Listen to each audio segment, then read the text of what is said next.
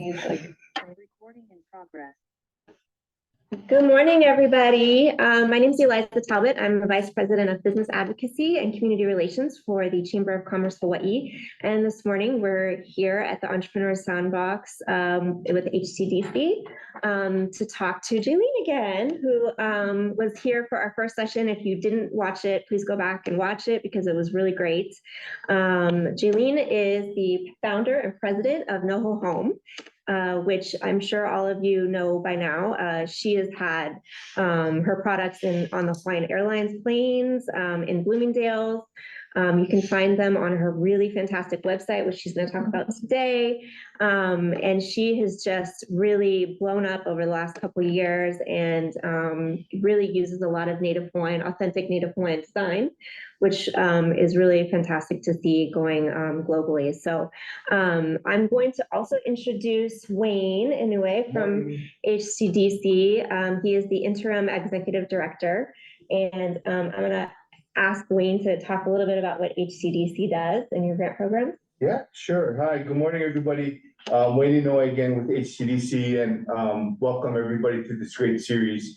Again, we're looking forward to maybe continuing this again next year to get more great speakers like Jalene here to share their story and share, how they can help move the manufacturing and tech economy for the state. But just a little bit about HCDC. So we're an attached agency to DBED, to the executive branch. Our mission is to support tech and manufacturing for the state of Hawaii. One of the programs that we run is through the NIST MAP program, which is a federal program, which is a nationwide program supporting manufacturers all over the US. So that's really a key to our program, is that although we are stuck here in the middle of the ocean, we do have resources. And I was telling Jalene that if there's resources out there that you need that we don't have here through our Innovator Hawaii program, we are able to bring resources outside the state to Hawaii to do training programs. So just a little bit about that. But our core program is to help support our local small businesses and entrepreneurs. And through the support of the chamber, through a lot of your help to the industry, we were able to continue our funding for next year. So clap, we were super, through all of your help, we were able to get, and through our legislators. Again, we want to thank our legislators because they were able to reallocate $6 million for our grant programs, two of which is supported by this program, which is the Accelerator program.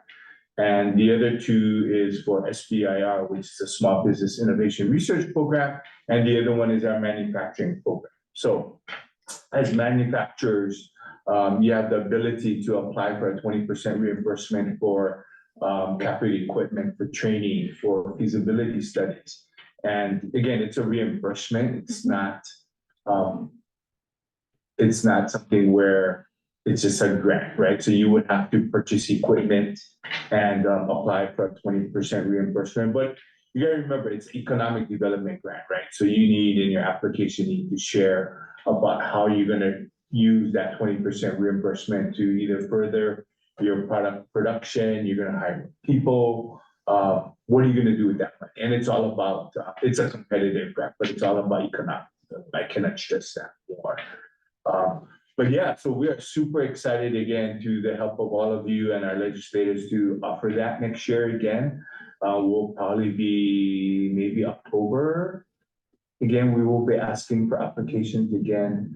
But if you have any questions, probably at the end of summer, we'll be doing info sessions again, which kind of goes into the nuts and bolts or into the weeds about how you apply and what kind of expenses would actually qualify for the grant program. But, again, we're super excited. But that's not all that HCDC does, right? So we do the wraparound services. So as a manufacturer or as a tech company, we do what we call wraparound services, right? So we do bring in trainers. We do different training events like e-commerce, how to get your product on e-commerce. We do food safety. I heard you talking about cheese. So we do food safety for HACCP and FSMA. We also do new product introduction type of activities to validate product to the market. So a wide variety of things besides just the grant program, which to me is the most important part, right? Because you need to understand how to grow your business. Yeah. But the other strategic thing is, our partnership with the chamber to do the advocacy to help us with the neighbor island reach as well. So again, we're not just a Oahu-centric program, we're statewide. And we do our best to try and get out to the neighbor islands to do through the chamber network and through our EDVs on the neighbor islands to really try and get the word out for the services. It's just unfortunate with the things that happened on Maui this past year, and that's where a lot of our focus is going to go for that rebuild, right? Is to really help our friends on Maui try and rebuild. I'll stop here because that can probably go on for forever. But again, we're just super happy with all of you coming, and thank you to the chamber for putting this together. But we're really looking forward to maybe doing similar things next year, again with more bigger and greater things. So thank you for giving me the opportunity, and thank you again for your participation. We appreciate it. Thank you. Yeah. Thank you. That's a kind of a great jump off.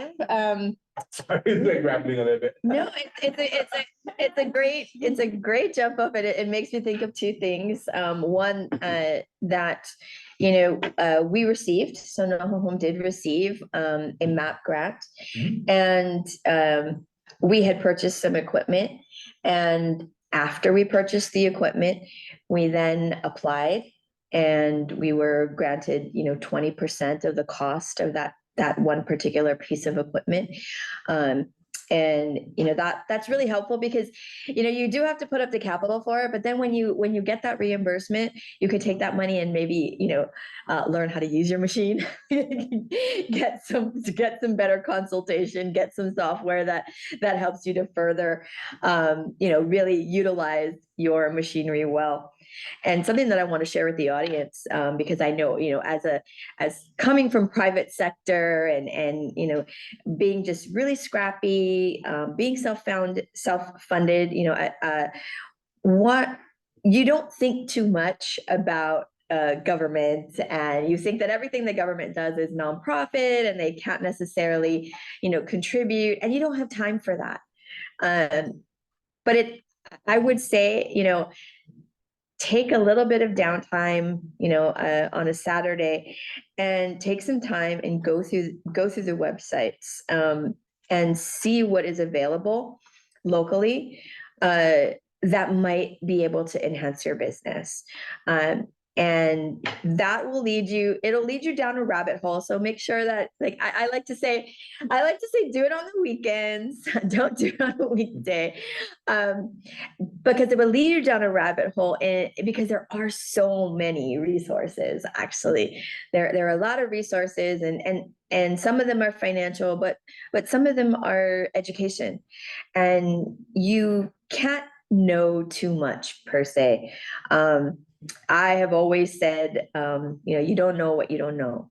And I remember in my initial conversation, so I'm cohort 3 from Mana Up, local accelerator for CPG. And I remember in my interview with them, because of my age and because I did have, a network of people, and I've been in the industry for so long, they asked, why do you want to take part in this? And I said, because I have no idea what I don't know. And I'm sure there's plenty. Becoming not only the person who's designing, but now the person who has to do the accounting and figure out logistics and really be in it on a day-to-day basis.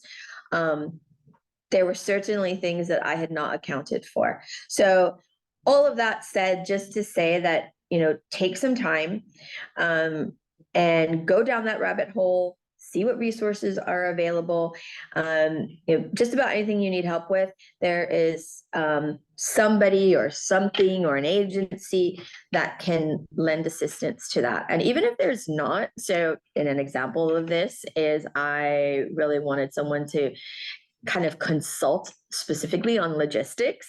So I just sent them an email and said, I would like someone to consult with on supply chain and logistics. And sure enough, they ended up with a class on that.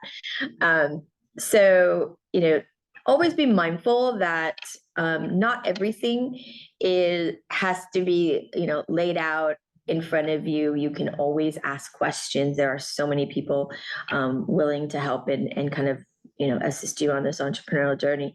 Economic development in Hawaii is definitely top of mind. It never more than in pandemic was there attention to small business, both from a need perspective, but also from, hey, this is an opportunity. This past year at Mary Monarch, it was really exciting to see how many more craft fairs there were, how many more new vendors there were that you've never seen before. So really our small entrepreneurial sphere is growing. Today, I was asked to kind of speak about marketing and that marketing. I never like to talk about marketing without talking about sales, because the effort of marketing is to sell something, not for the ego, not for the kudos, not for all the other things that you might achieve from marketing. In a for-profit business, marketing is to create / convert to sales. If you are also an impact business or a storytelling business, like we are, there also is like that third kind of component of how can we market to create more impact. But really, let's kind of dive in to let's kind of dive into the sales and marketing approach for a small business. They are going to be varied. I'm going to kind of just talk specifically about, some of the things that we've done and some of the things that maybe we should have done differently for small businesses. When you're just starting, product, everything. You don't pay, most entrepreneurs don't pay attention to the sales aspect or the marketing aspect of it. It's always very product centered. We've got this great idea, and then we've got this great product. How do we optimize it? Does it taste good? Does it feel good? Is it soft enough? Is it sweet enough? And we really focused on product. I challenge,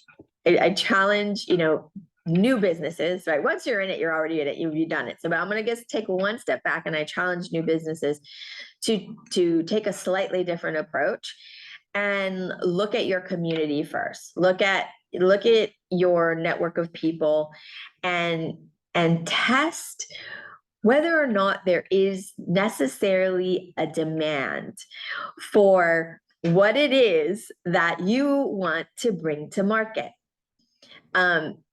Because if you bring something to market just because you want to, and it doesn't resonate with people, they don't understand the product, it's not solving some kind of problem for them, it's not filling a void, you're going to be very challenged to make that into a true profitable business.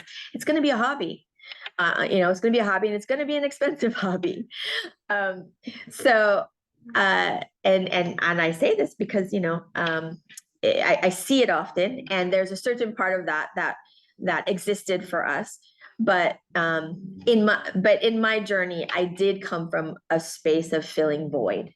So I did see a void, and I did see a need in having more authentically inspired design for the contract market. So that's my background. If you don't know anything about me, I started straight out of college, working at FF&E, that's furniture, fixture, and equipment, and working with architects and interior designers to have them specify the products that I had. But what I quickly found out is that the designers who would make these products, they were overseas, or they were, maybe in New York, capitals of design. So when I would say, hey, we've got this really great project here in Hawaii, send me some designs for this carpet, they would send, fluorescent monsteras or, bamboo lattice. And I was really looking for things that really told stories about our island history, culture, and arts and crafts, and values, even, and kind of, I love to imbue values into stories. So I just started designing myself. So that's basically how I filled a void for that niche. And because there was a void, there was pretty quick adoption. But I didn't bring it to the retail market because I didn't see demand. I didn't see that the general public was really like wanting that back in the day when I 20 years ago, 15 years ago. Everyone was just really excited about being able to shop at Target, right? Like, we want Target, we want Trader Joe's. And, everyone here in Hawaii was just super stoked about that. And if you wanted something, Hawaiian, island inspired, you just go to a craft fair. And that was the way that it was for a very long time, until I would say our recent history, maybe about 8 to 10 years, where the public, through things like sustainability and cultural representation, diversity, has really started to demand that, there are these things that can be attached to their products. And therefore, there created a demand in the retail industry. And I think that is what has really fueled the opportunity for small businesses like ours to grow. And people are, more conscious about what they're buying. They want to know who the makers are, and they will pay a little bit more money to have things that really meet their needs and really feel connected. So I said all that to explain why you should really kind of think through how you go to market and how you would sell your products. Who is your target customer? Who is your hero? Who is that person that is going to not only buy from you once, but is going to buy from you often? Because at the end of the day, in things like e-commerce and even retail brick and mortar, it is your raving fans, the person who's going to come back over and over and over again to purchase from you. They are going to gift your product to others. They are going to tell others how much they enjoy your product. That is going to be the core of your business, and that person is going to be called your hero. And you need to figure out maybe who your potential hero is before. Who is your hero not? Your hero is probably not your mother. Your hero is probably not your best friend. Why? Because as much as they love you, they're going to get free product from you. And they're probably not going to ever pay full price for your product.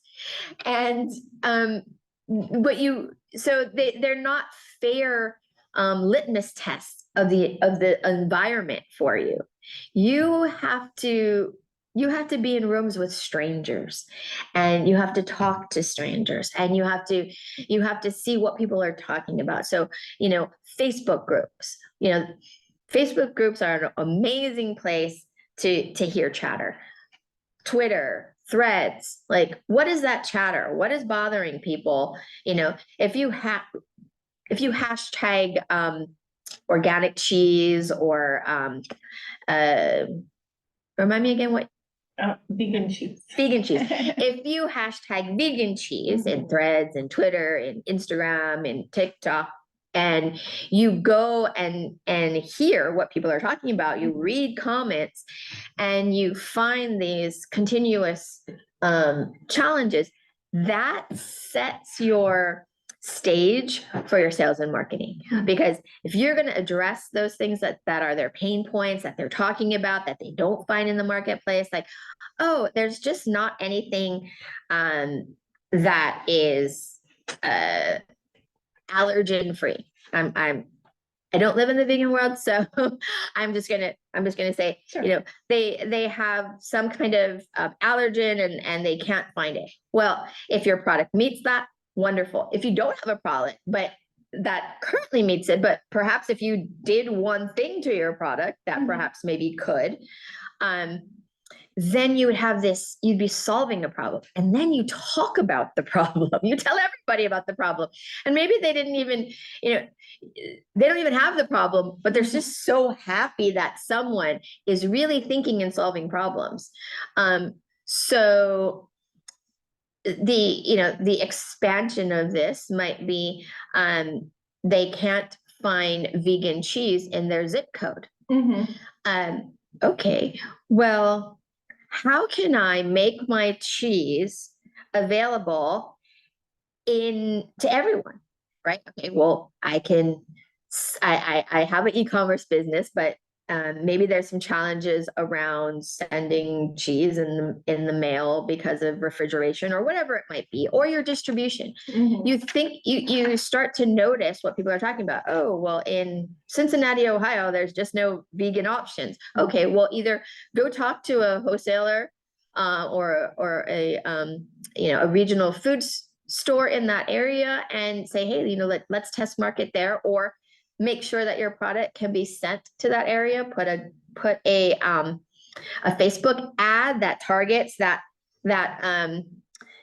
zip code, and that's an opportunity to market and then to receive sales. And you market, and then you see if that worked well. So everything in sales and marketing is testing, and so data is very important.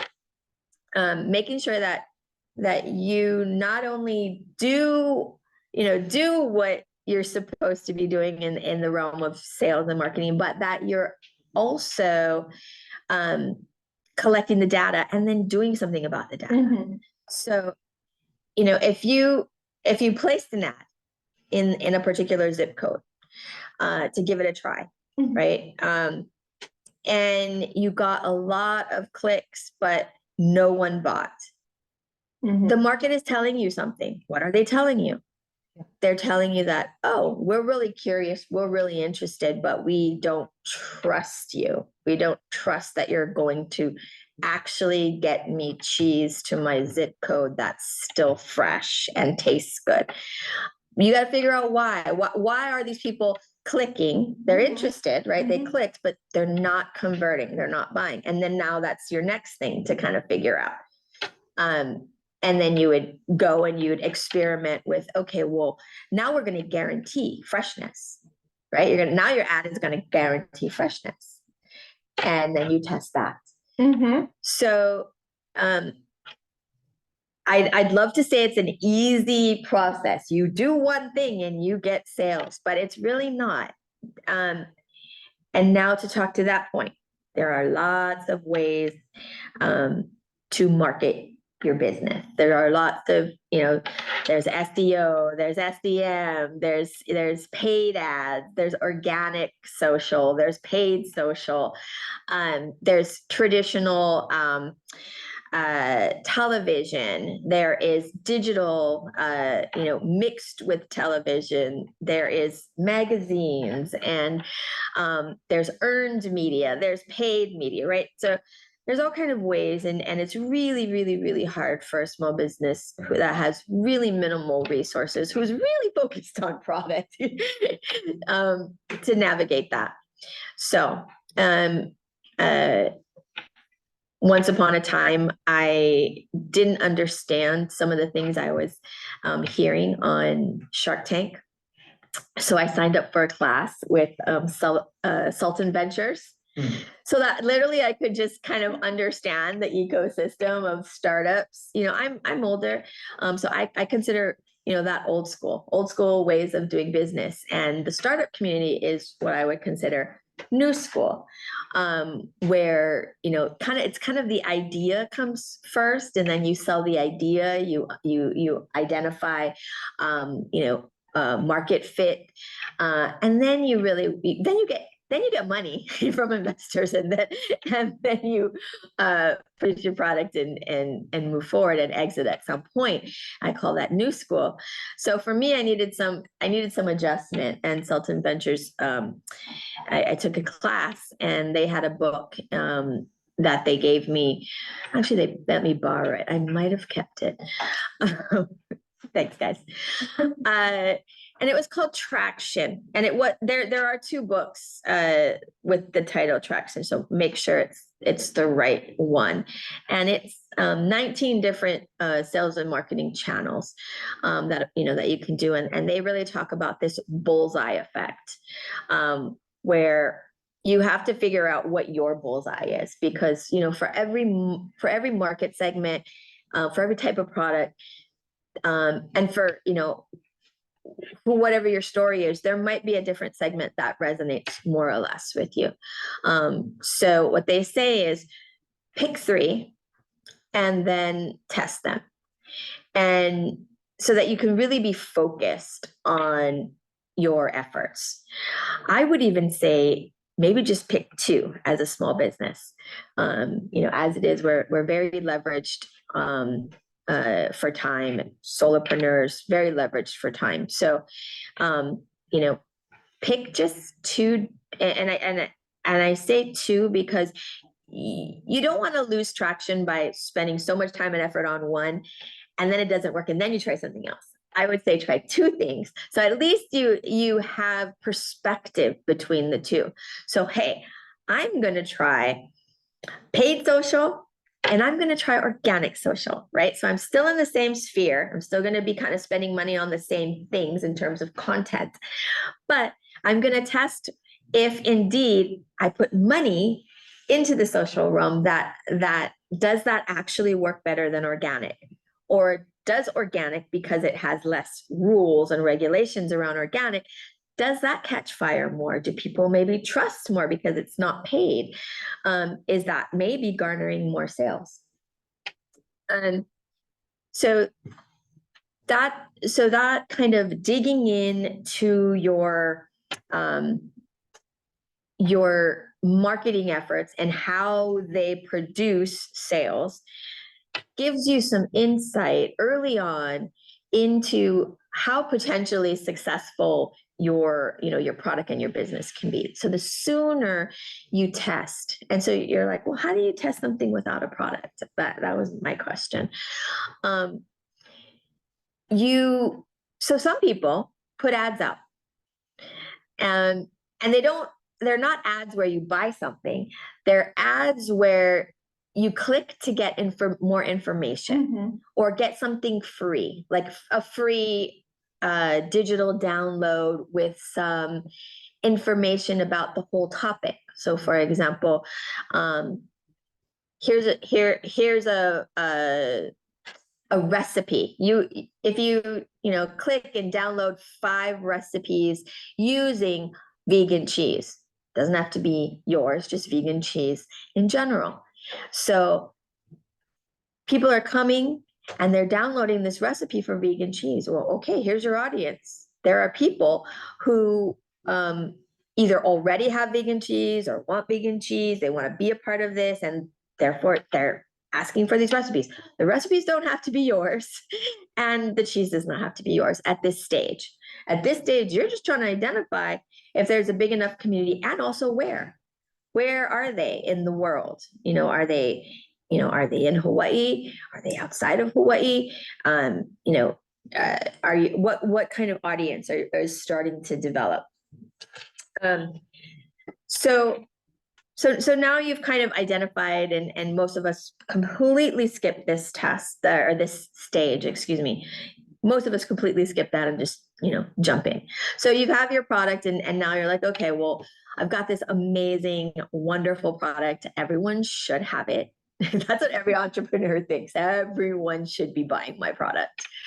And now you want to tell everyone about it. So now you have a finite amount of resources, money, to be able to market your product. And to the point of the bullseye, come up with 2 segments that you want to try and test it. Now, you're going to want to find your, I'm going to call it your grassroots, hero, early adopting people. You're going to want to find them, and then you're just going to want to love on them. Like, you just, you're gonna want to show them the appreciation for their love of your product, and you just focus on them, and then listen to them. So we have done so much in the way of product development based on what we hear. So, hey, your duvets don't have ties at the bottom. That was boom early on. And so our duvets now have ties, and we overkilled it. We gave them more than other brands are giving them, and we made them more sturdy, and we want smaller candles for gifting. So we made a gift set. We love your brand, but some of your things are just too expensive for us right now. We started to make things at a sub $50 price point. Well, and then we looked at our return customers. Well, how often are people going to redo their beds? In Hawaii, not very often. I think it's only been, maybe, in the past several years where just because we're so multi-generational and space is at such a premium, it's been really hard to outfit our homes the way that we see in, commercials and in model homes, right? It's difficult to have that aesthetic when you're 3 generations in a home. Well, more recently, we've seen people be able to address that, and so we actually do see people who are like are changing up their bedding just to change it up, to have a different aesthetic and be able, right, and to be more seasonal. Hawaii's not seasonal. We have do we? I change out. I have like a thinner and a thicker comforter. I do too. So if I don't know, I feel like local style, you just add more. Right? Yeah. It's a 1 blanket night, it's a 2 blanket night, it's a 3 blanket night. And so we don't change it out. We just like, what do I have in the other room, or what's in the closet I can just put on top. And so we've now seen this and a good over 30%, like I think the numbers like 35, over like 35% of the people who own one of our beds own more than one. And that's huge. But the point was to just share that the core customer who will want to come back to you also has to have things that are a little more consumable, right? So cheese is very consumable. That has to be used up. But if you're making clothing, clothing is pretty consumable in today's space. But you might have more expensive pieces, right? You might have dresses and they might be north of $200 that you're selling them for.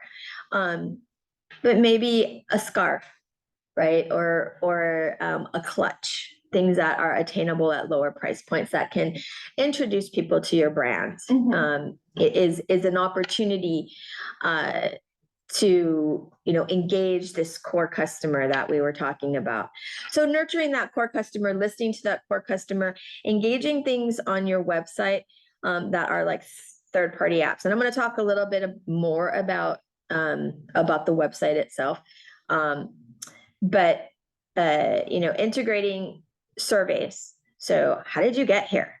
right? How did people get here? Ask them, because it'll save you so much money guessing if they just tell you, oh, I came from Facebook, or oh, I saw you in a magazine, or oh, my friend told me. Like, save you so much money. That's why people are always sending you surveys, because they're trying to save money by this guessing game, because it has become so large, all the vast amount of things that you can do. So get into the habit of asking your customers where they found you, and then get into the habit of asking for reviews. I think some people might be scared of, like, oh, what if they didn't like my product and they tell the world? Trust me, they don't like your product, they're going to tell the world anyway. Yeah. So don't worry about that. Most of the people who fill out reviews are your fans. Yeah. So make sure you're getting reviews. And then, once a year, send a survey to your mailing list, and ask them how they've enjoyed the product, what more they'd like to see or do, or, you can even be specific about things like price points. Are there other sizes you'd like? Would you like little mini bite cheeses? There's a world of opportunity in nurturing, your core customer. Now, as you're going out to the greater world, right? When you're scaling from, kind of this, very small business to small, and then to, trying to get out beyond Hawaii.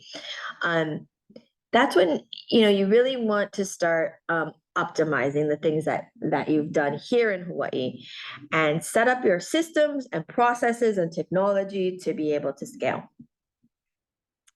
So one of the biggest things, of course, is your website. Used to be that maybe, I'm not going to spew out numbers I don't know, but used to be not everyone had a website. Post-pandemic, everyone has a website. So, clearly you have to have a website. There are now so many platforms that are super easy to utilize to get your website up. And then they just give you the world in terms of optimizations. You have to pay for those optimizations. So these are third-party apps. And so I utilize Shopify, so it's probably best for me to just talk about Shopify and my experience with that versus other platforms that I'm not familiar with. But similarly, I know that there are other platforms out there that do same or similar things. So you have, let's just say you have a basic website. But with the marketing that you want to do, and the sales that you want to garner, to the points of things I just said, like surveys, there's an app for that. There's an app for everything. So there's an app that you can plug in, and it will prompt a survey. It can prompt a survey at any time. It can prompt it before they buy. It can prompt it when they have things in their cart. It can prompt them at the time of purchase, like right before they hit the button for purchase. They can prompt it right after they hit the button for purchase. And then they can also send it to them thereafter. So via, their email, right? Because now you have all their contact information. They've made a purchase, and now you send the survey later. And it can be immediate or it can be delayed. So we personally delay ours 10 days. That gives us enough time typically to get the product to them so that they could see it, open it, experience it for a little bit, and then write a review on it. Now that's an app. They have upsell apps. So if you're at the point where, okay, you have a product that everybody loves, right? And it's just like one product, right? All your other products are kind of like, what do you call that? Stepchildren? What's it?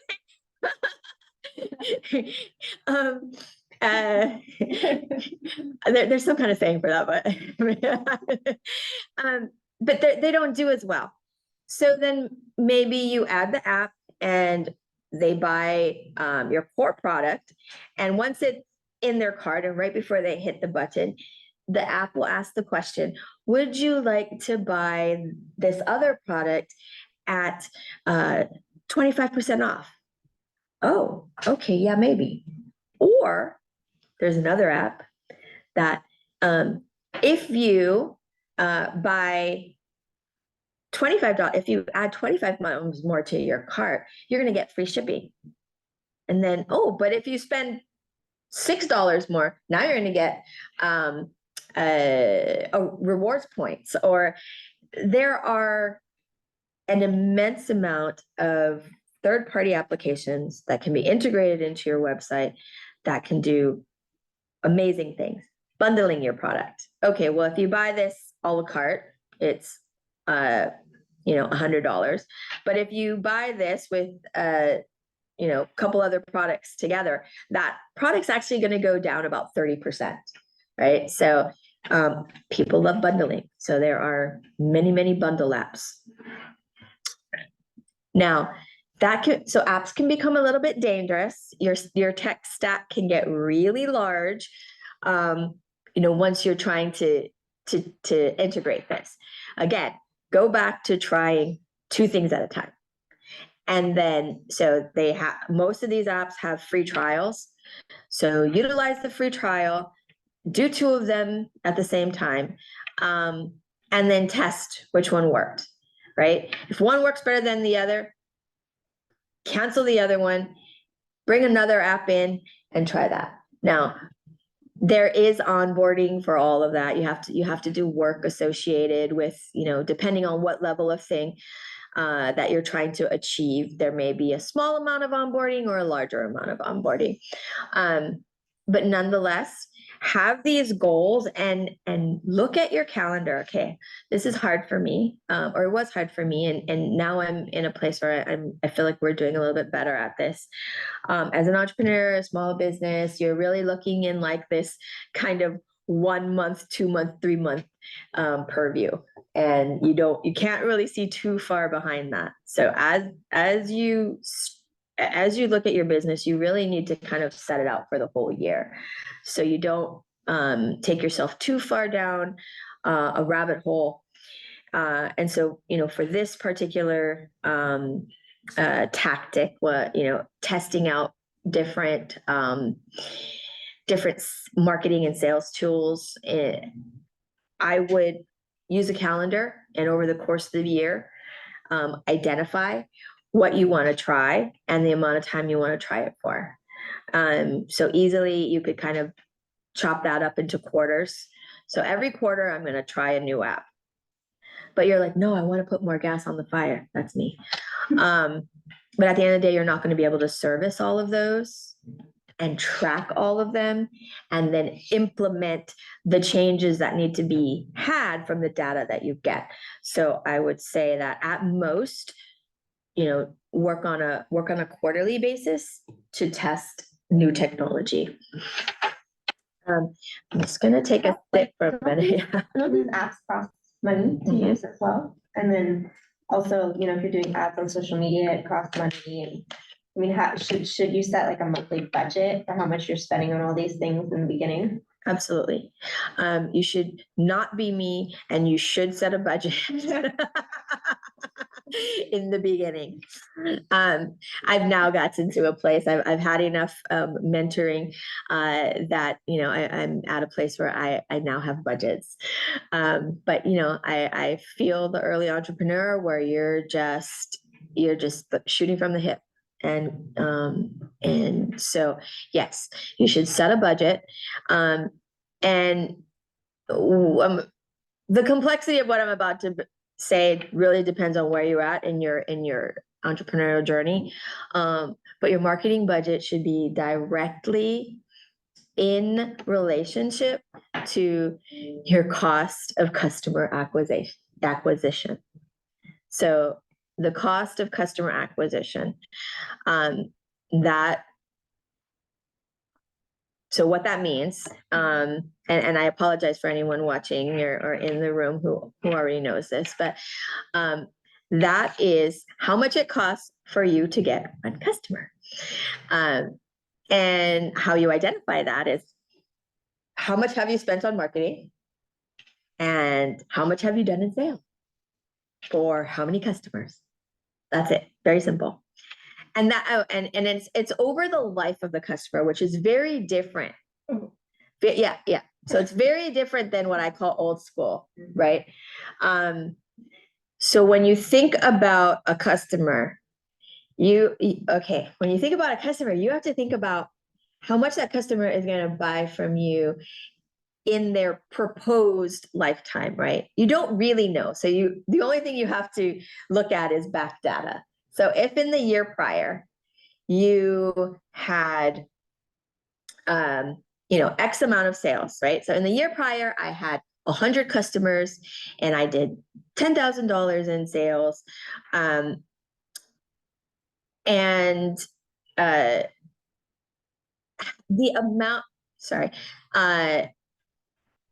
The amount of marketing that you did for that. So I spent X amount of money on marketing.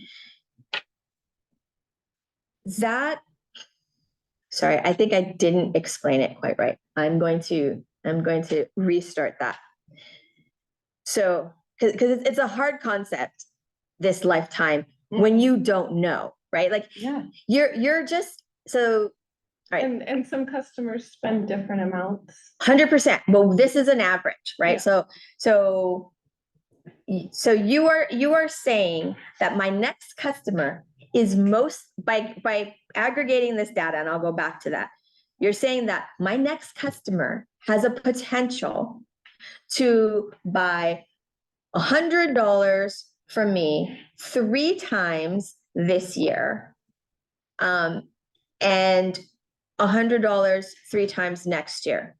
But that's the life of my customer. My life cycle for customers looking at back data is 2 years, and then perhaps I lose them.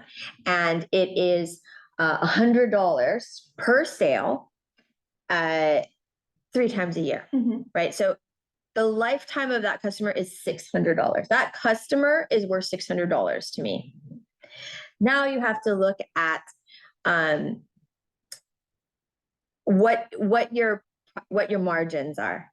So let's just use easy numbers. So let's just say that 50%, right?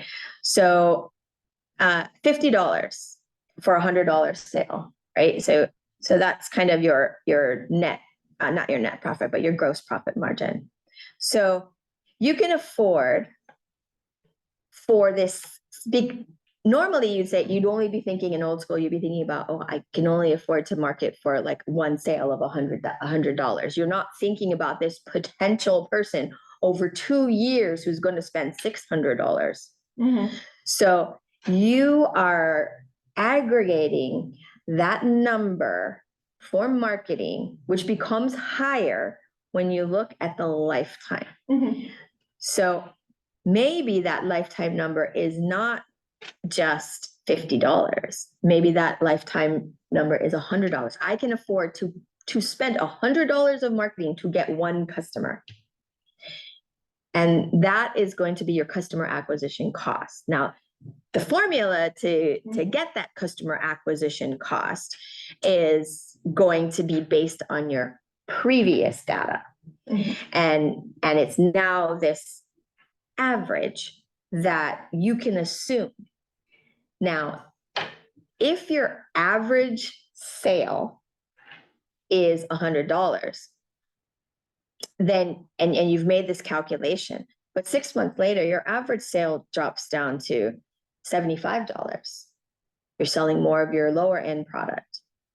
Your customer acquisition cost is now going to reduce, it's your amount of money that you have to spend, your marketing budget is now reduced, and you have less money to spend on it. Now, why is all of this important? Well, that sets your budget.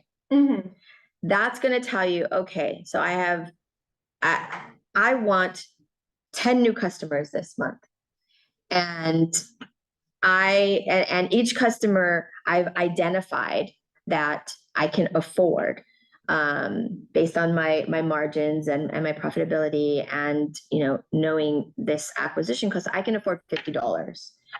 So you might, so basically per customer, right? So you're gonna spend $500 and that's your budget, right? Because that's what you want to achieve. That's Over what period of time is that? Is that 1 month or a year? it depends on when you want those 10 customers. Okay. So if I want those 10 customers this week, Yeah. it's my weekly budget. Yeah. If I want them in a month, it's my monthly budget. If Yeah. I want them in a year, it's my yearly budget. And that is more or less how you set your marketing budget. But that could be a mix, right? Of any kinds of things, right? It's all a big pot and pie, right? So it could be, okay, well, if you identify that, okay, my marketing budget is actually more like, you know, $5,000 a month. Okay, well, I'm going to spend $1,000 on a digital ad. I'm going to spend another $1,000 on, you know, Facebook ads. I'm going to spend $2,500 on a 15-second TV spot. It'll be a mix. It'll be a blend. At the end of the day, it's all this big batch. But when you look at your data, like, what was the result of that? Did you hit your target acquisition costs or below? If you're below, wonderful. Now you're actually being really profitable. I hope that was understandable, because it was a really hard concept for me to understand, and it was actually also hard to get the data. Okay, so and especially the way that the way that the timing for us, right? So going into COVID, the data was really skewed. So coming out of COVID, like, you can't use that data, right? Because it was a not a normal time. And so if you use that data, you'd be in a lot of trouble. Yeah. So we did not have good data until the end of 2022. That was really the first time that we could look at customer acquisition costs, that we could understand lifetime value of a customer, and really believe in our average order value. So it was the end of 2022. So 2023, we felt confident in testing paid ads. We didn't really do any paid ads until 2023. And it was an exercise in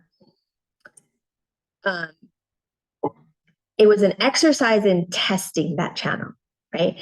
So we needed to know that if we pay $1 into ads, will we get $1 back? Will we get $2 back? Will we get $3 back? $4 back? Like, what is that X that we will get back from this $1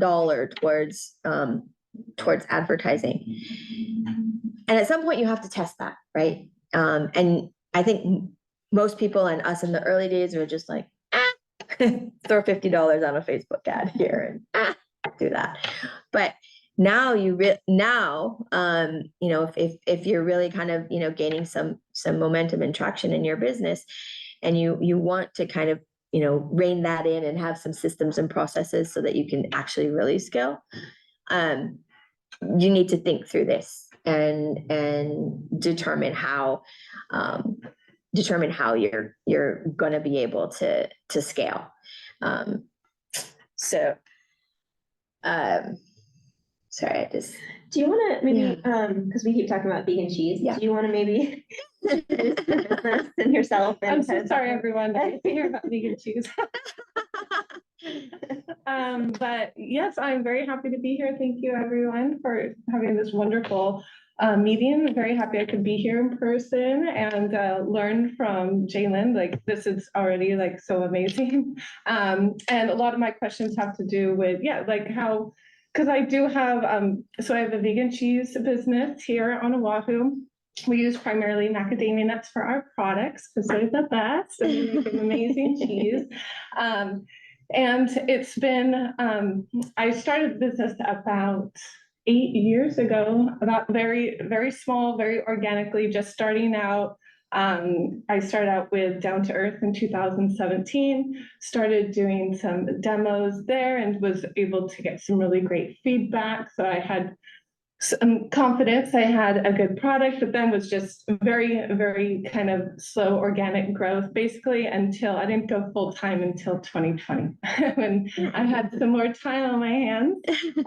So it's been really great. And then I went into the farmers market in 2021, and that was really like a great launching pad to get more customer awareness, and the company was really able to grow at that point. And we've have some more wholesale accounts as well. We work with about 15 stores throughout the island, and so the local support has been really wonderful, and I'm very thankful. But it is, the vegan and plant-based market is still quite small. It is growing. I have confidence that it is the future, but it is growing, but kind of at a slow-ish rate. So I really need to focus more also on, I have a Hawaiian product and it's niche, but I definitely want to focus more on the mainland as well and reaching them. So and I have developed a product specifically for e-commerce. Our product does not require refrigeration for shipping, which is wonderful. And it makes me, rest easy as well, because it's less of a risk. It's less risky of a food, one that it's vegan, and it's due to our processing and packaging as well. So that's wonderful, but it is unique. So that's also a story that I have to tell, so that people are confident that this product is still good when it reaches them. And I try to do that, as best I can, but that is one challenge I feel like I have, but I also think it's a great opportunity if I'm able to tell that story. So I'm really focused on trying to grow my website, e-commerce, trying to market, and always trying to make a better product, always listening to the customers. I think another challenge I have is that vegan cheese is a huge world. It's people that are looking for vegan cheese, they're looking for all types of vegan cheese, and we really have like a specialty type of cheese. So I think that's another challenge I have. Feel like, oh, does it do this? Does it do this? It's kind of because I have one type, but that's okay too, because there's lots of different specialty cheeses out there. So ours is just a specialty vegan cheese. So I think it's great for certain applications. Maybe not every application, but it is quite versatile, and I think quite delicious. So, but so I'm trying to focus on how to market and grow, and trying to figure out my customer acquisition cost, and just trying to figure out what the best path is forward with marketing dollars.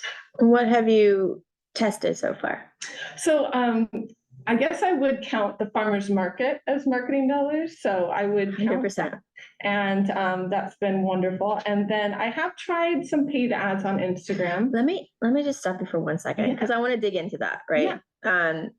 So that you've done the farmers market, but have you done the math? Have you done the math saying this is how much I spent at the farmers market? This is like for the booth itself, and this is how much it costs for my time. And even though it's your time and you probably don't pay yourself for it, you will have to pay someone someday. And maybe you do, but nonetheless, like how much are you paying for that? Have you identified that? Yeah. So and then have you identified how much per customer? Like, so what your cost was for that event, and then what you made that day, and how many different customers? I haven't quite done the breakdown of how many customers. I usually just look at the overall number. Number. Yeah. But I haven't really identified how many customers. Yeah. So so one thing is we often kind of glaze over it. We did this, we had $1,000 day, great. We did this, we had a $500 day, not so great, right? Right. What are we going to do different? But stand back, hold up, and really dig into it. Make sure that you know that on a $500 day, you had 5 customers, and on a $1,000 day, you had 10 customers, versus on a $500 day, I had 10 customers, and on a $1,000 day, I had 10 customers. Why is that? Right? So you need to break that down, and then that's going to give you your customer acquisition cost for the market. Right. Oh, Right? So now you know if that is profitable now. And then the next time, did you have a repeat customer? Like, do the customers come back? Right? Like, are they coming back week over week? Are they all new customers every week? Those are the kinds of things that you're going to want to keep track of. You're really missing opportunities if you don't do this. Now, the other thing is, what market is this? So I'm on Saturdays at the Kakako Farmers Market right here, and on Sundays, Kailua. Is it fair to say that at the market, 2,000 people walk by your booth? I guess I was trying to figure that out the other day. I would say on a busy day, I would say about 2,000. Sure. Yeah, I know. It's Okay. So, And I'm not going to put you on the spot, but let's just say 20 people bought from you, right? Which is wonderful. Now you have 20 customers, and you have their contacts, and now you can email market to them. What are you doing about the others? What are your goals when you go to this market? Definitely to bring awareness to the product, to connect, definitely to, have greater sales, to sell more, but I know that it's not a product for everyone. But I definitely want to bring awareness and be there. That is my storefront at this moment. We're online. We've work with some retailers, and we're there. So that is my storefront. So to be there for our regular customers, and to also reach new customers that I can then hopefully are on vacation and sell to in the future. But to be to operate as a storefront and to bring in new customers. Okay, so you did it one weekend, you got 20 new customers, my number. But 2,000 customers walk by. Now, they might have seen your sign. Maybe 1,000 of them saw your sign, and there's like an impression, right? On the internet, it's called an impression. But in order to find those people again, you either have to pay to show up next week, and maybe they come back, or you have to go on the internet and you have to try to see them again. What if you got their emails, right? Because everything else you have to pay for. You have to pay to come back next week. You have to pay to go on the internet and place an ad, or you have to spend money on content for social. But what if you got 50 emails? Your email list, once you have their email, you can talk to them directly for free. I mean, the service that you pay for your email, but you're talking to them for free. Huge missed opportunity for literally 90% of the businesses that I see who are not capturing emails. So how do you capture an email at the event? I always say, because I tell my own people when we do pop-ups, ask. Just ask. Do you want to be on our email list? Right, especially if there's any interest. I mean, I would say with ours, people are either like really against us or really quite, polarizing. But so at least if there's any interest, I would ask them, because a lot of times they're interested, but they're like, oh, maybe not this week, maybe in the future, or so it's so that would be a great opportunity to maybe grab an email. 100%, because that is of value. And let me tell you why it's of value, right? So you can actually monetize that. So in the first example, you went home with 20 customers and I don't know what, $1,000 in sales, Mhm. right? And then you have your costs for that event. Mhm. So your value that day was $1,000, you know, minus your costs. But the next time you went, you collected 20 emails. Mhm. Now, your customer acquisition cost, you know, if you had an exercise and you did a customer acquisition cost and you realize that your customer acquisition cost is like $20. Now you have that email is,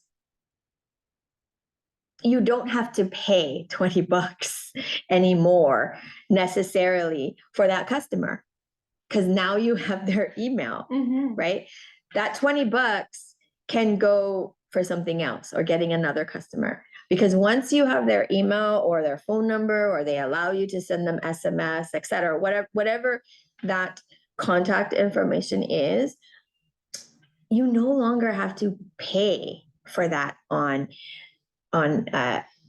Google, on Meta, on and you know, on the TV. Like now you can talk to them one-on-one directly, and even if they've not bought anything from you yet, if they allow you to have their email or their contact, they're at least interested.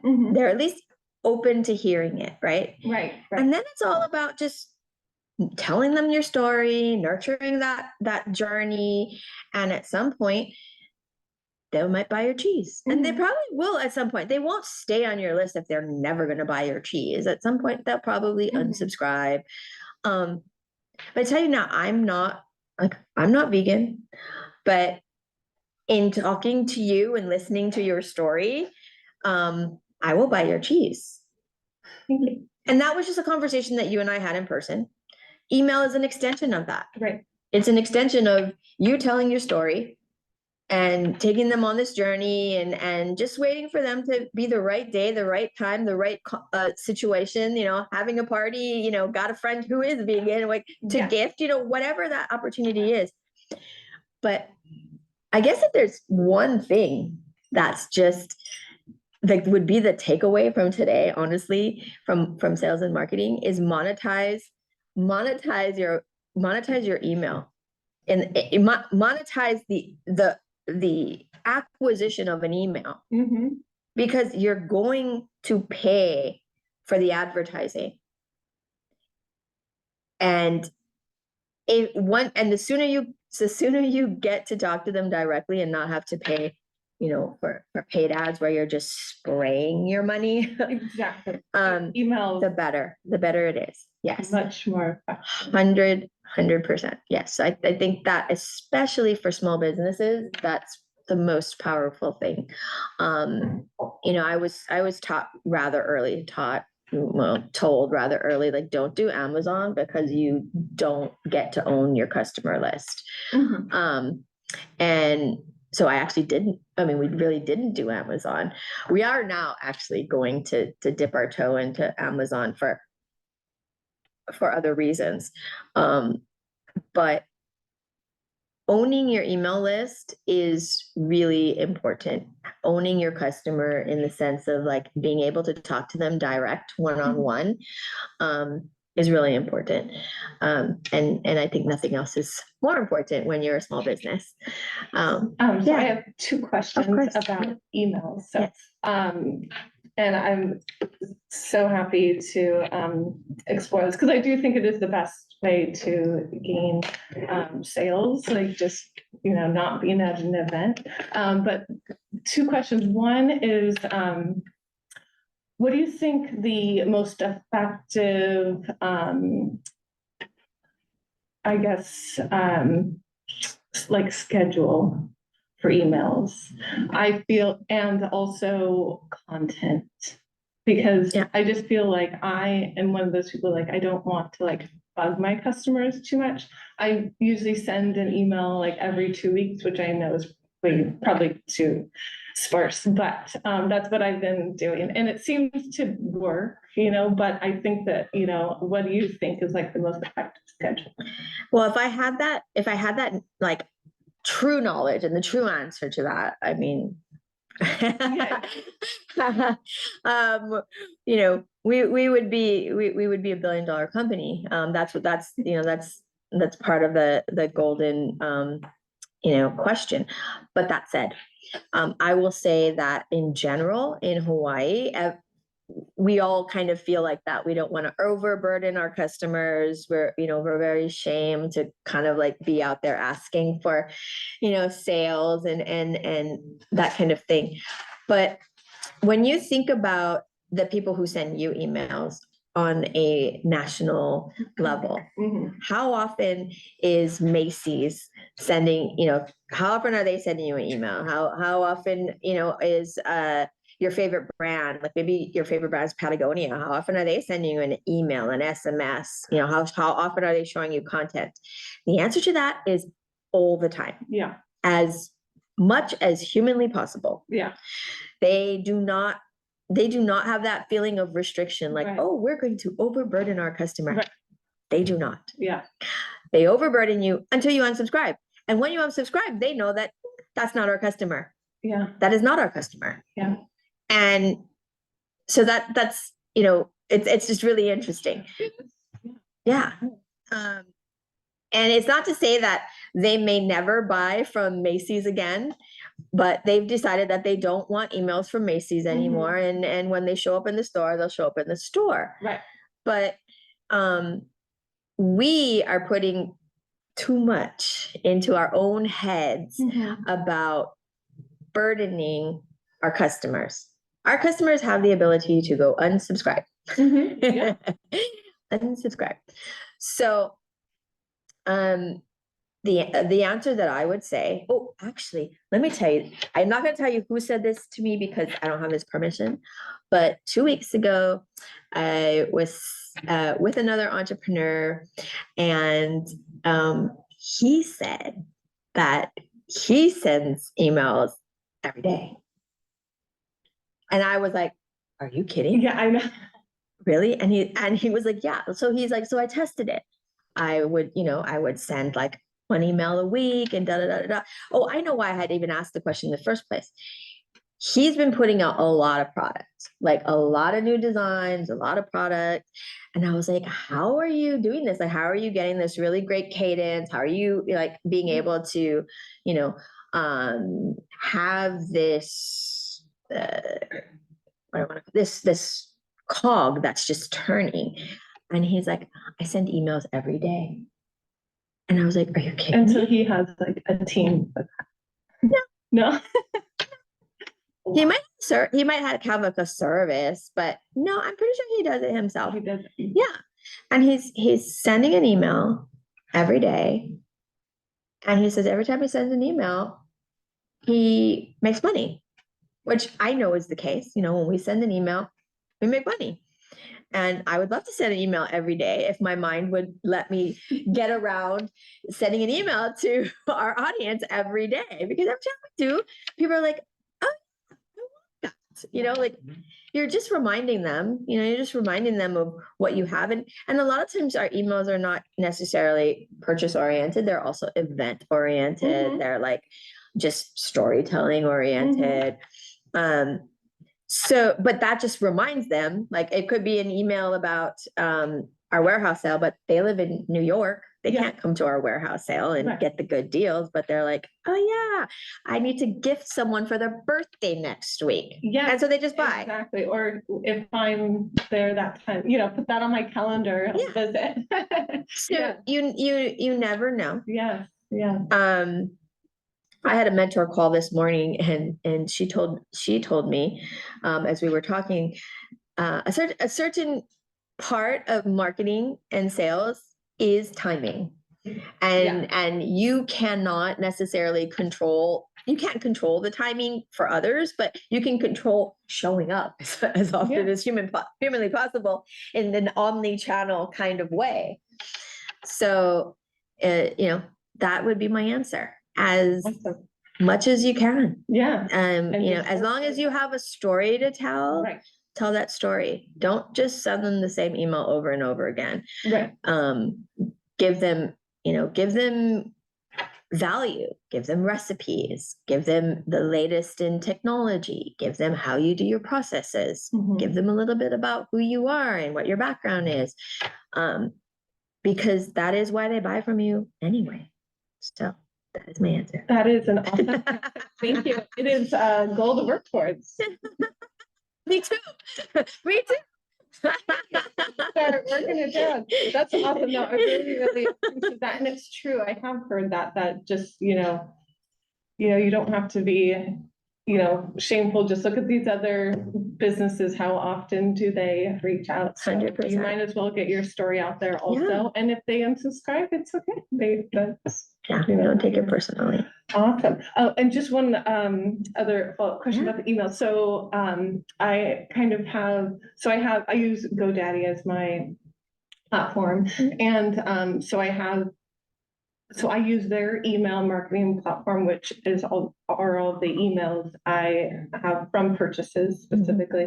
And then I use Square at the farmers market, which they have their emails kind of held captive, which I don't really use the Square emails.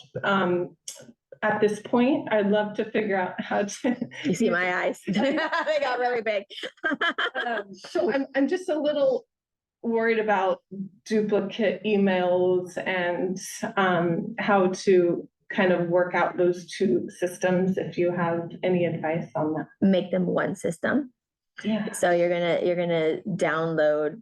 You're gonna download into a CSV, and you're going to upload it into your email system. And I don't know how robust GoDaddy, like if GoDaddy is just a regular email provider, you should be using a email platform.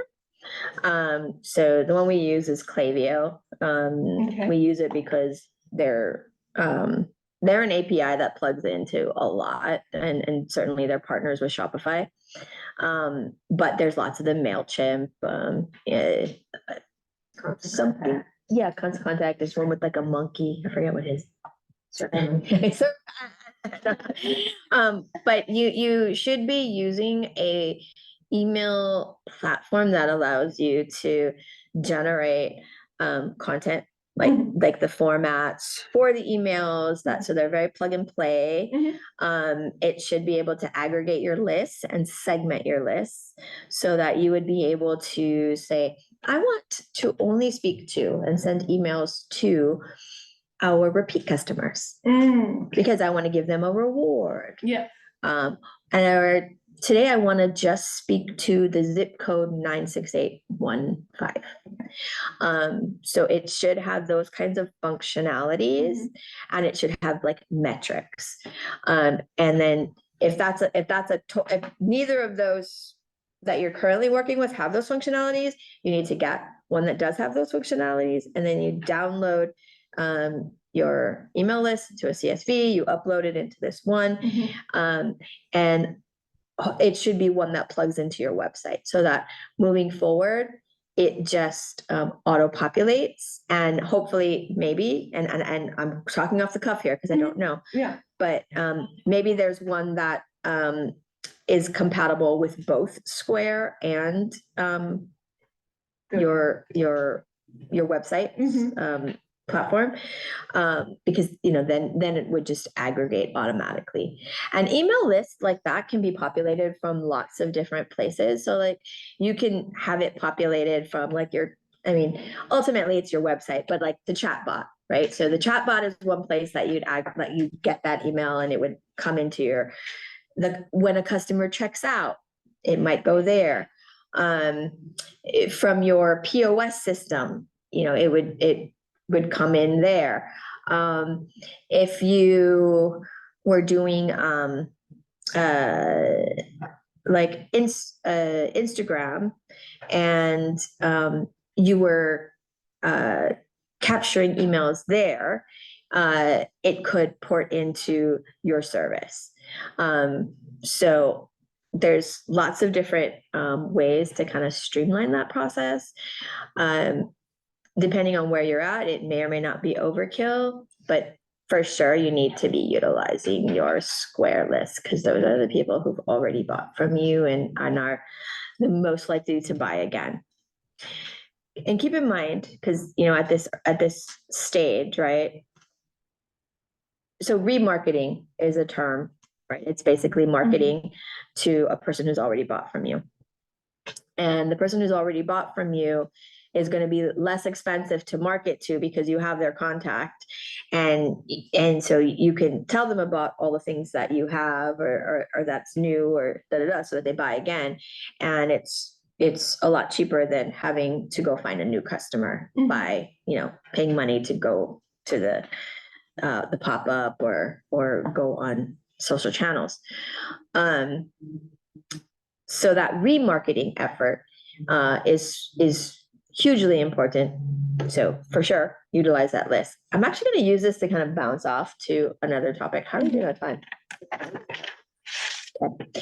And I'm going to talk about scaling because it's top of mind for me. So, and the reason why it's top of mind for me is because I gave a goal, or I made a goal for the year, and I working with my team on that goal. And yesterday someone told me that it was a lofty goal. I feel like if someone says that to you, you're like, really? Let me show you. Oh. Yeah. It was actually an independent contractor that I'm working with. And I was like, I thought you knew me. I thought we've been working together long enough. Like, why on earth would you say it? Not because I'm going to achieve it, but because we're going to try to achieve it, right? Like, we need to try. There's no guarantees that we're going to achieve it, but why would I lower my goal? I put good thought and effort. There's a reason behind it. Like, why would I lower it? Because you think it's too high. Where's your data? I got my data. Where's your data? So to that point, I dug into it last night and I was like, okay. Sometimes that's the best motivation. It was, oh gosh, it was fun. So I dug into it, and I'm going to use some generic numbers. So I'm going to use some generic numbers to talk about this concept of growth and scale. So let's say that you wanted to scale 100%. So 100% to one person might be that, I made 2 sales this year or this month. I made 2 sales this month. So I'd like to grow 100%. So I'd like to make 4 sales this month. And that doesn't seem like a lot, right? But if you have, if you're making 100 sales a month and now you're trying to make 200 sales a month, and that's called frequency, how many sales you have frequency, right? Versus, okay, I'm gonna back up 2 seconds and structure this a little bit better. So 3 components.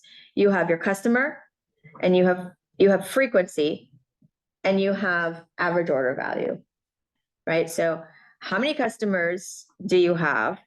How often are they buying? And how much are they buying, every time? You can, if you say, oh, well, I want to grow 100%, right? Or 2x. And you currently have 100 customers. And well, in the scenario when I was like, you have 2 customers and now you're trying to get 4. Well, okay, that seems relatively easy.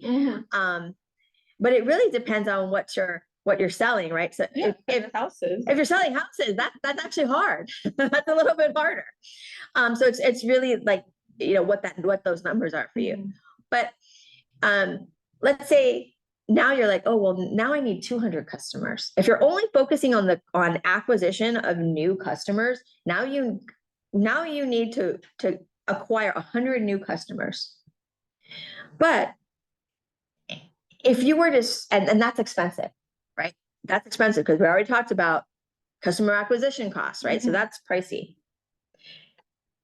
We talked about frequency and that remarketing, right? And how that's cheaper, right? So if we're getting more orders from the same people, that's cheaper because we don't have to necessarily, they're not new. We don't have to pay for that. And then the last one, which is average order value.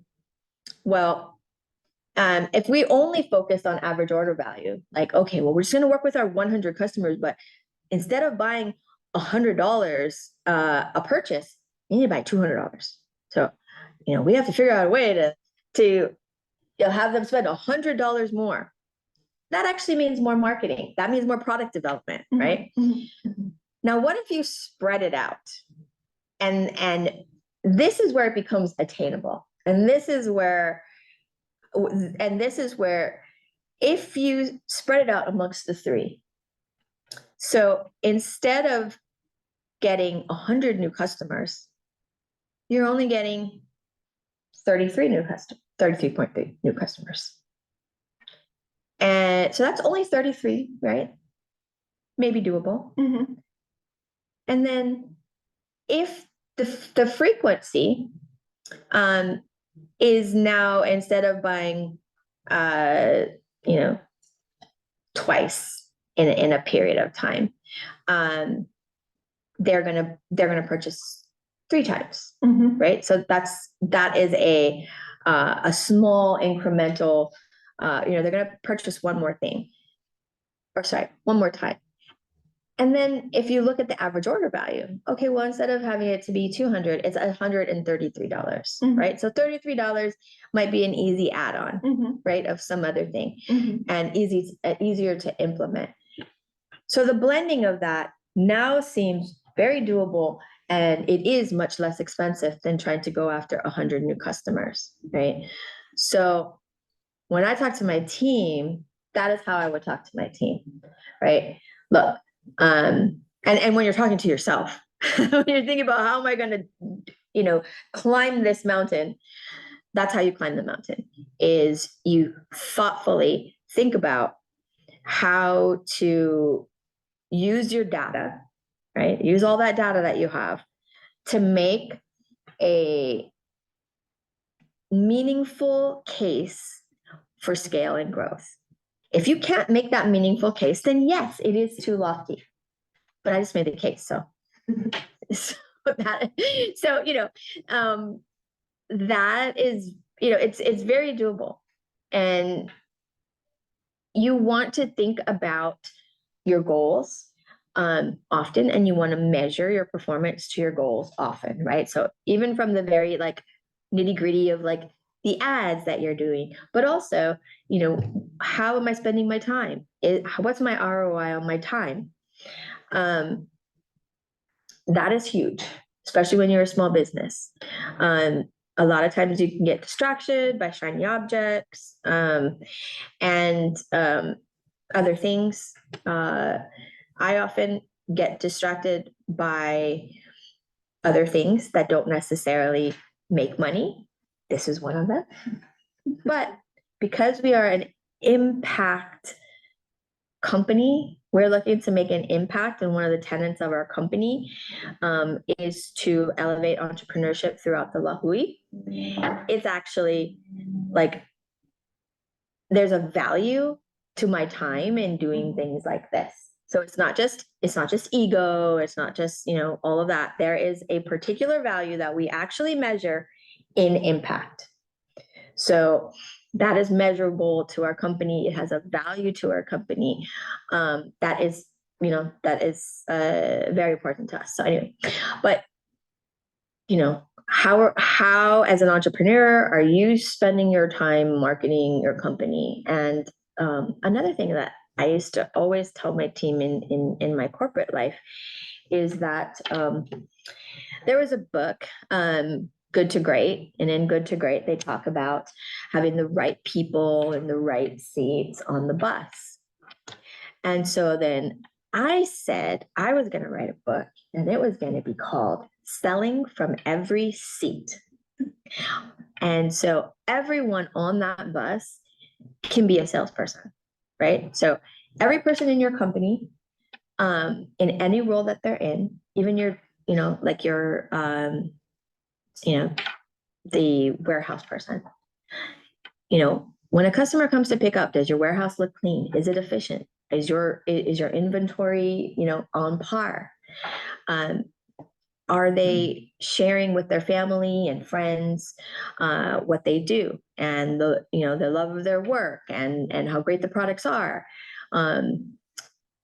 The ability for everybody in your team to market, it's free. And then, your inner circles, right? I said that your mom and your best friend should not be your litmus test for sales and marketing, but they should be your biggest advocates for sure. And my mom and my best friends are 100% that they are so vocal about any product that they have, even if they got it for free, they're talking about it. They share their experiences with it.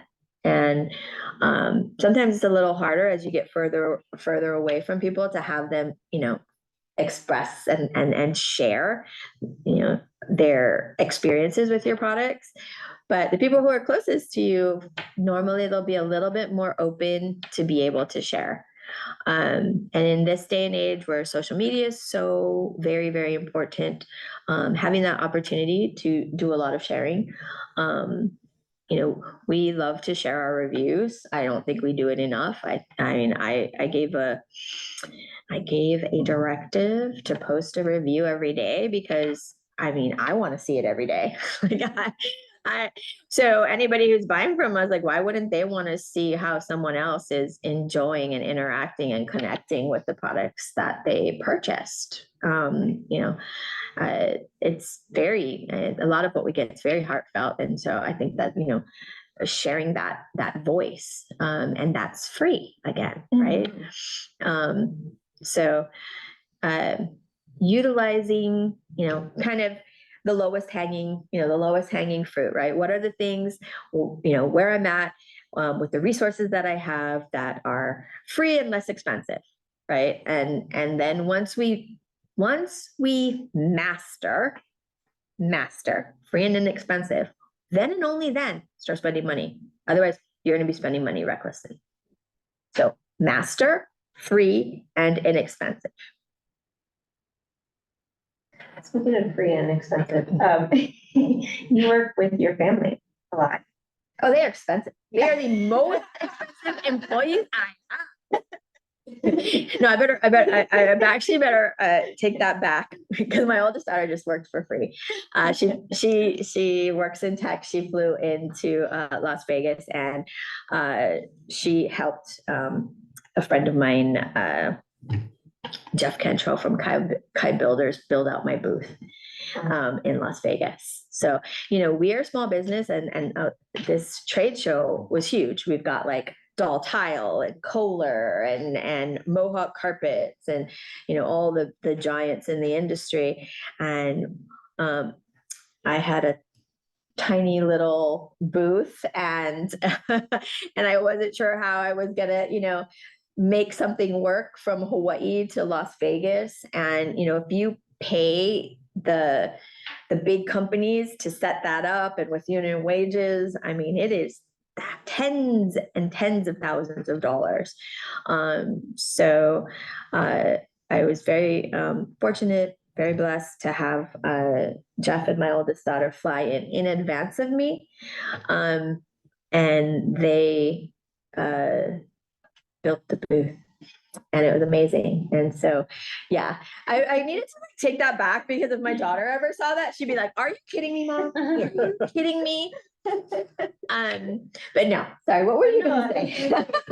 Maybe, I think a lot of small businesses in Hawaii, they rely on family and friends. 100%. Yeah. And maybe you can talk a little bit about how to do that in a professional way and how to. Yeah. No. So, okay. So I had FOMO. I don't know if FOMO is the right word, but I used to admire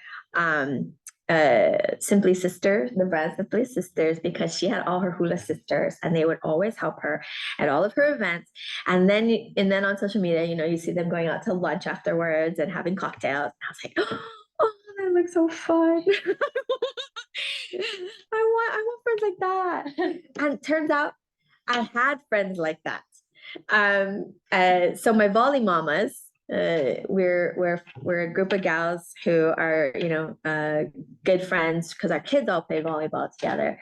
They volunteered to work at our warehouse sale, and I guess they enjoyed it because they have been coming back since.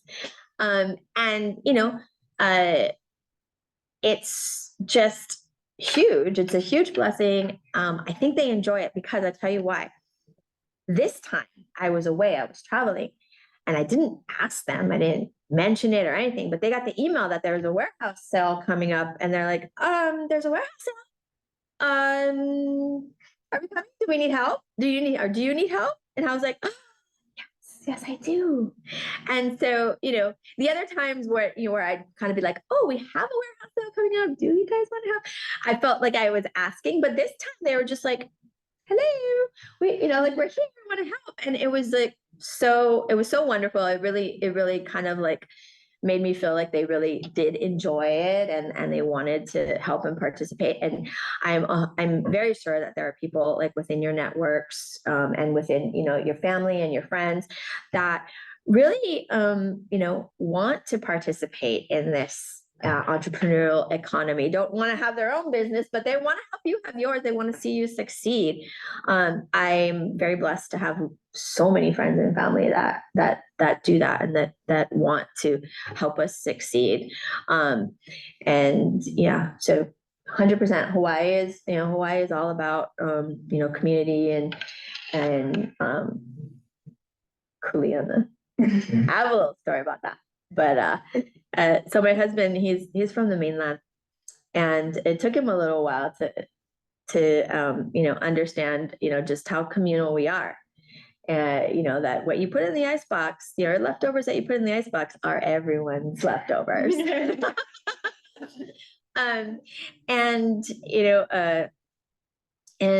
that kuleana is like, you just help wherever you can when you see an opportunity. And so sometimes he would marvel at himself as he's dog sitting for my ex-husband's brother. So that sense of kuleana, that sense of community, that reigns so strong that I don't think that it takes very much to find your people, to find your community that wants to help you on this journey, that wants to take the journey with you. Is it hard though? I mean, you have I know your daughter, and she does from your social media and. Yes. So well, we've had transitions, and this is actually kind of a good point. So just on the first, we've transitioned through several people. Myself, Kahea, JC, my daughter. Currently we have an intern, Makalapua. And so, what we haven't been able to do is hand social off to an agency. I don't know that we'll ever be able to do that. Most companies do. And we can't, because we're so conscious about what we want to say, how we want to say it, our context, like who we are in Hawaii and our messaging. I mean, that's a lot of indigenous knowledge. That's a lot of context. That's a lot of community. And, I don't know that we'll ever really be able to quote unquote scale that. We'll try to see how we can get strategy in terms of how we use it. But in terms of the actual voice, but even then, even when the voice is not mine and it's my daughter's, sometimes it gets really casual. She did a Nepo baby post on TikTok. It was hilarious. I died when I saw it, but it was hilarious. And probably got more likes than, 2/3 of what we post. But yeah, as the entrepreneur, you have to keep an eye on that. But yes, yeah, and my middle daughter is working in operations now. But yeah.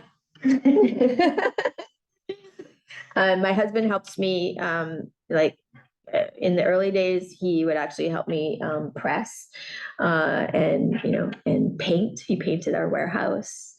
And now he'll help out wherever he sees a void, he'll pitch in.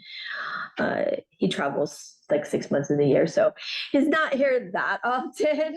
So he misses a lot, but he definitely he's IT by profession, so he'll help us with security and networking and that kind of thing.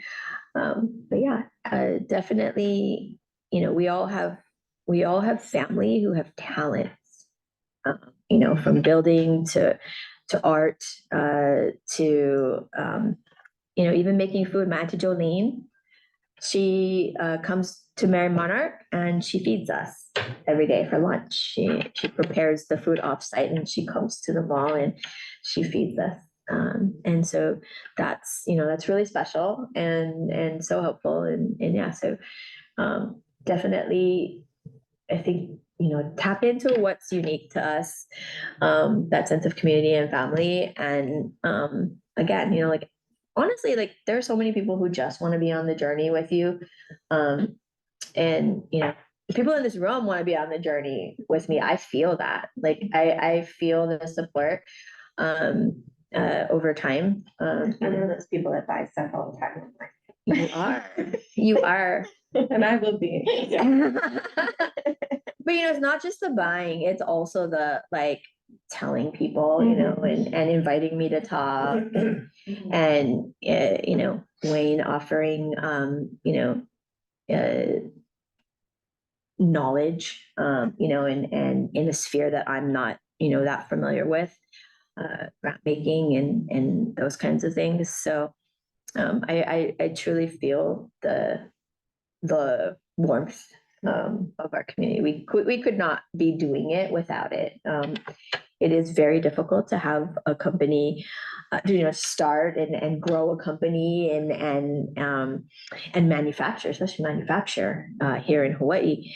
But we're only able to do it because we have so many wonderful partners, and that spans from, the partnerships with community to our bankers, right? So pilina, right? Your relationships, cultivating those, your pilina with your community. There's probably not anything more that you as an entrepreneur could do to advance your business is to cultivate your relationships, for sure. Yeah, my next collab was brought on by an introduction from my bank. Yeah. So we're about to launch a little collab with Tanioka's. Yeah. Very cool. I know, I love your blankets. Oh, yes. Oh, that was amazing. That was amazing. Was that any kind of milestone for your business when you did acquire that? Yeah, that was Plymouth Rock. Right. That was just From huge. Oh yeah. I got a phone call out of the blue, and it was hey, come in and talk story with me. And I was actually nervous. I had thought oh, did I show up in the wrong place in the wrong way, because I had been called in by someone that I respect a lot, who is a very, very connective to our Hawaiian community. And so I was like, oh, did I, what are we gonna talk about? And then it was just a thrill to have them share that they wanted me to tell the story. So it came from a cultural paradigm? Yeah. and it was really awesome because they did give me the latitude to tell the story that I wanted to tell. And it was really exciting to be able to not just talk necessarily about like a design or a pattern, but really dig into a value, a concept, that of kilo, steady and indigenous, steady observation. And that steady observation of nature, of peoples, of ways of being. That's how we get our indigenous knowledge. That's pretty much how all indigenous communities get their knowledge. But it's also how modern day science innovates. You know, looking at things in nature, things like birds and whales and how they interact really informs innovation in things like aircrafts. So being able to kind of tell that story, and it was a big story, and so like having to do it in pieces, but yes, definitely a milestone. And I would say the only marketing, so when you're doing B2B, I consider that B2B marketing, or it would have been marketing if it was thoughtfully marketed, if I was like trying to call them and get in, so to say. But the only marketing that was done was Pilina, right? Was just cultivating relationships, just showing up, doing the work that I'm doing in a thoughtful, respectful, meaningful way. And that's how the phone call came.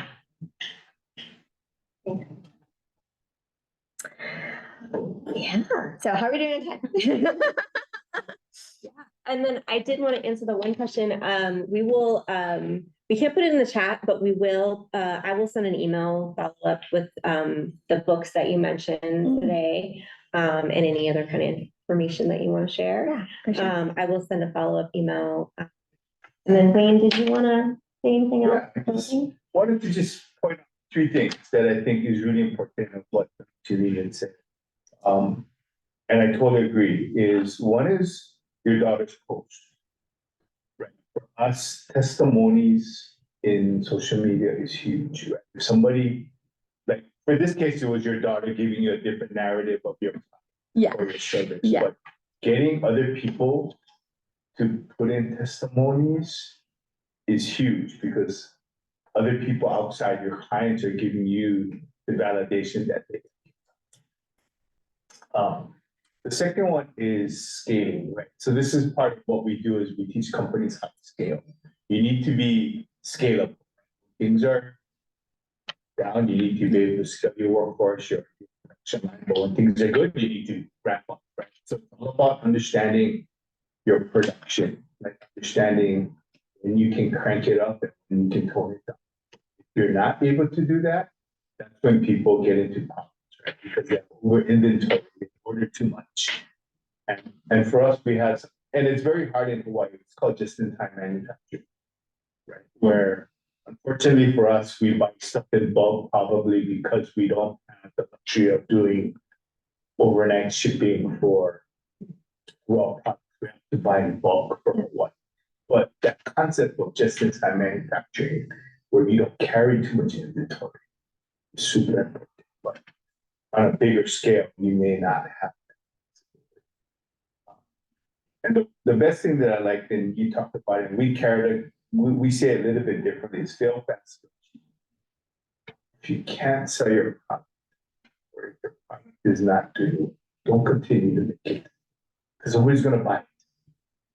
Right. And it's this concept that we learned in manufacturing, where if you're making something and it's not gaining traction within the next year, you need to rethink, right? You need to tweak, because don't make something that people don't necessarily like. Right? You need to pivot, you need to pick up, ways of maybe recreating, repackaging. Yeah. But that concept of fail fast and cheap is something that we teach when we do training. Is it don't work.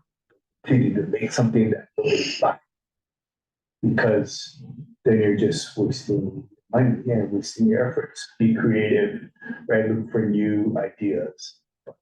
It's along the same lines of For sure. when you first were talking about, Yeah. right? starting off Actually, that yeah, there's an example to that I can share. But I would just reinforcing, right, that you said that, it is really important. If you don't buy your stuff. Well, thank you. Right? You Yeah. need to pivot. You need to look Then at it's an other expensive creative- hobby. It's an expense, it becomes, and it's a hobby that's gonna probably break the bank. Where things about making something that people don't want.